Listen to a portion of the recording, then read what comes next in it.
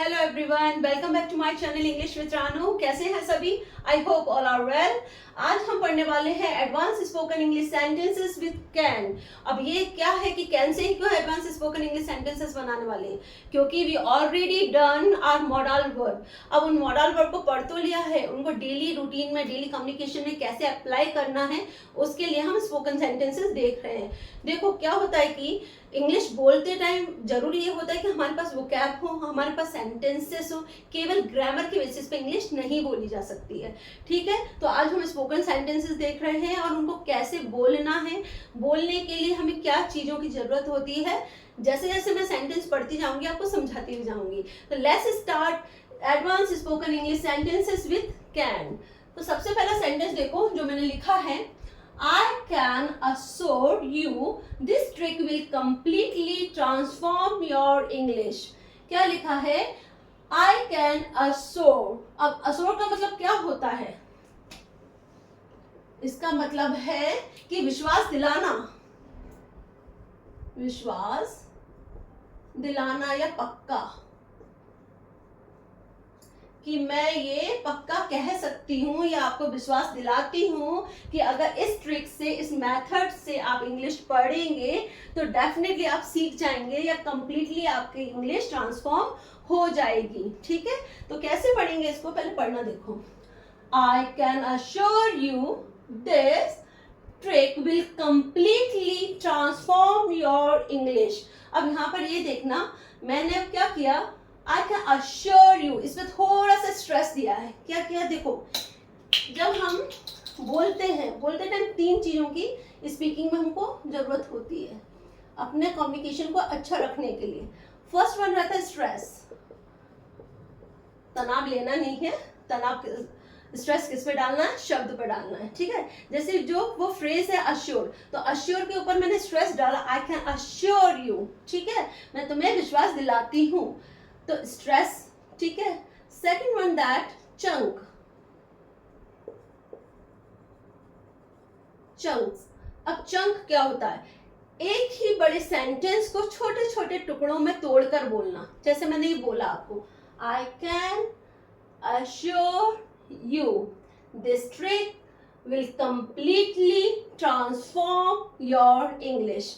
ठीक है, तो इससे सेंटेंस बोलने में अच्छा भी लग रहा है और जो आपको सुन रहा होगा उसको समझ में भी आ रहा होगा। ठीक है, तो चंक। नेक्स्ट होता है इंटोनेशन।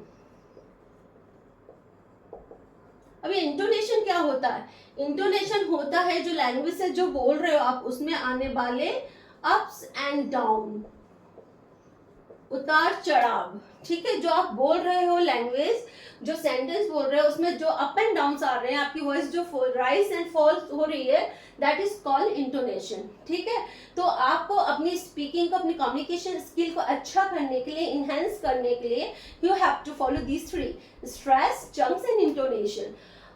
अब फिर से इस सेंटेंस को बोलकर देखो मेरे साथ, I can assure you this trick will completely transform your English। ठीक है, एक बार you can always count on, you can always count on। क्या लिखा है यहाँ पर देखो, count on।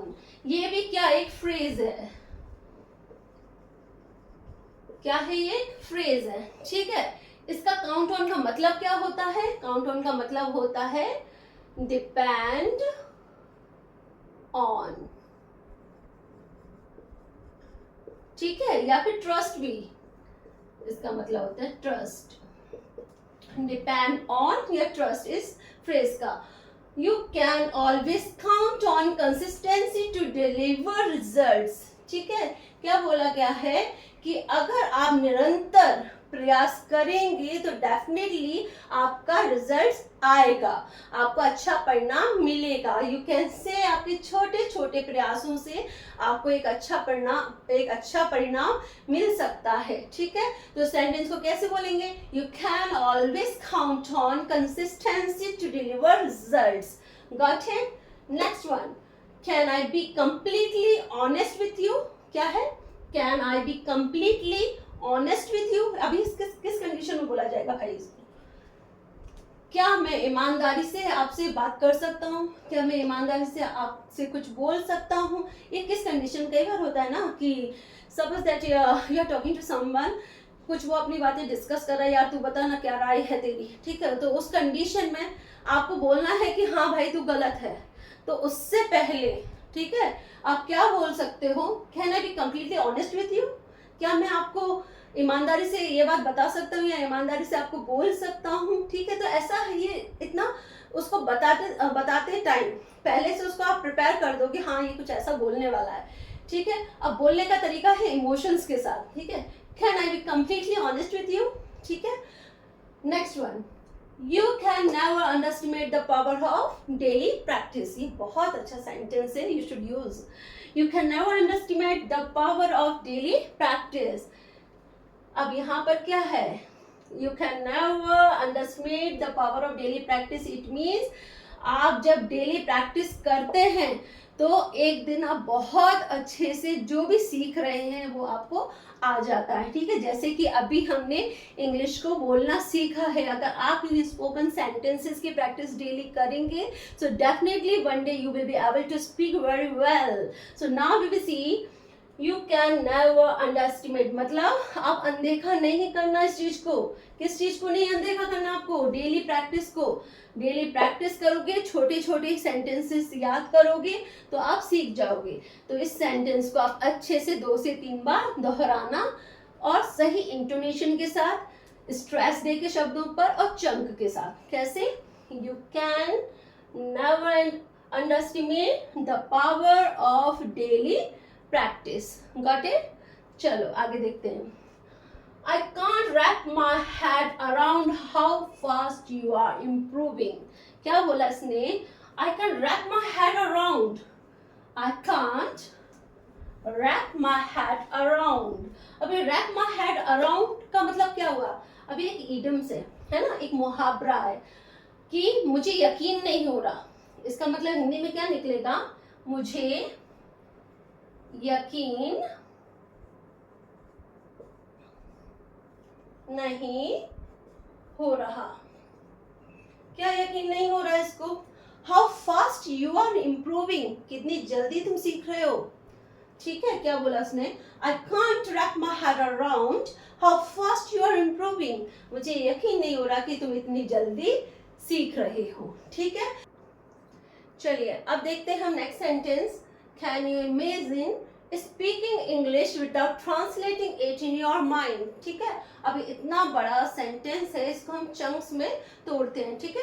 सबसे पहले है कैन यू इमेजिन, ये पूरी हमने एक फ्रेज ले ली, ठीक है। अब इस फ्रेज का मतलब क्या है, जरा सोचिए। जरा सोचिए, सिंपल हिंदी में बता रही हूँ, अदरवाइज आप बोल सकते हो, क्या आप कल्पना कर सकते हैं, ठीक है। Can you imagine speaking English, ये दूसरा हमने इसको तोड़ा, speaking English without translating it in your mind. क्या आप सोच सकते हैं या आप कल्पना कर सकते हैं या आप जरा सोचिए कि इंग्लिश विदाउट ट्रांसलेट किए हुए आप बोल सकते हैं। तो इसका आंसर क्या होगा, क्या देंगे आप आंसर? मेरे स्टूडेंट्स हैं, definitely you can say yes I can, हम बोल सकते हैं, तभी तो सीख रहे हैं स्पोकन सेंटेंसेस। Got it?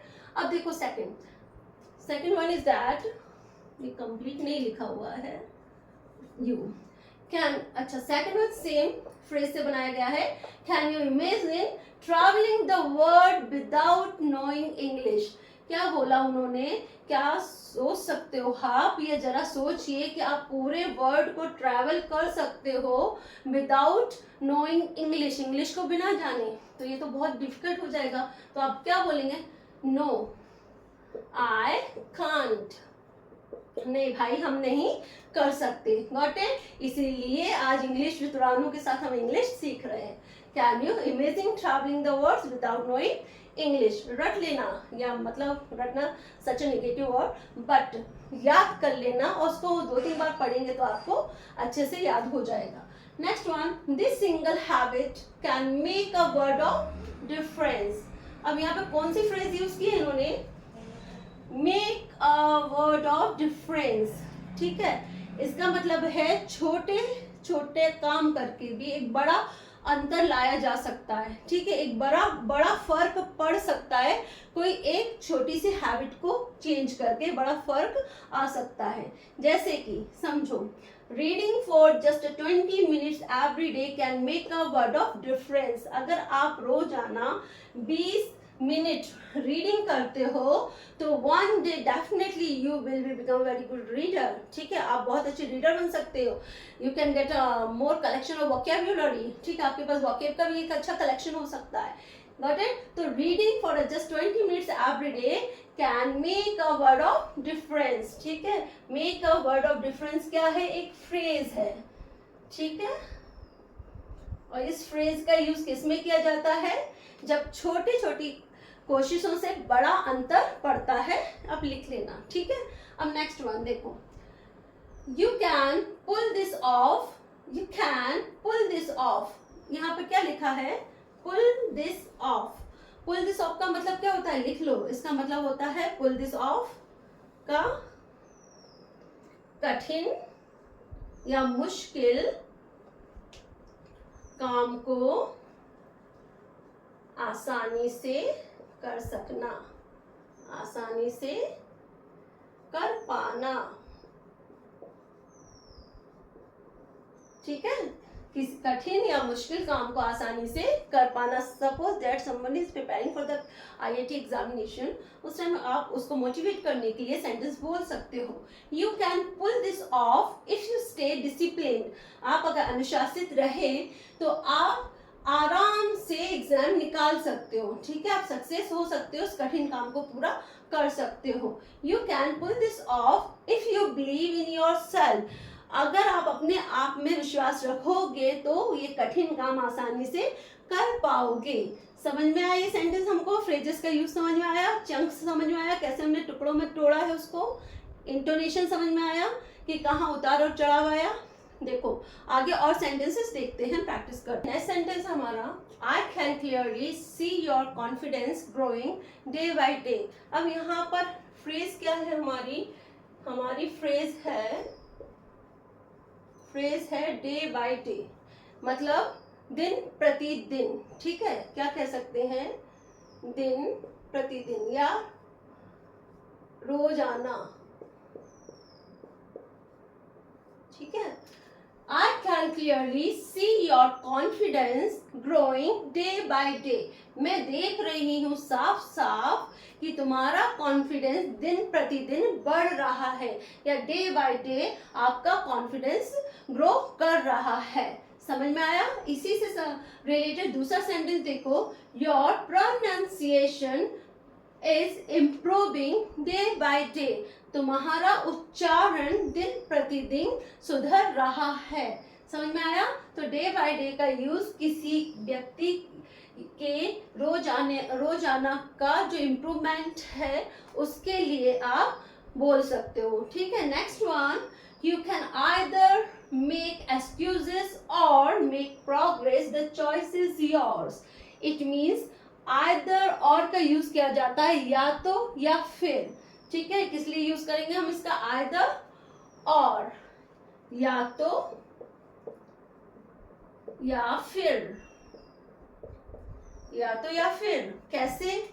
जैसे you can either make excuses, या तो आप बहाने बना सकते हो, और make progress, the choice is your, और प्रोग्रेस कर सकते हो, ये आपकी चॉइस है, या तो बहाने बना लो या काम कर लो, ठीक है।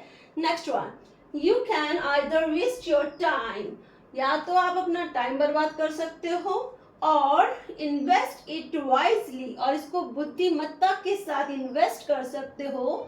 द चॉइस इज योर्स, ये आपकी चॉइस है। समझ में आया? यहाँ पे आइदर।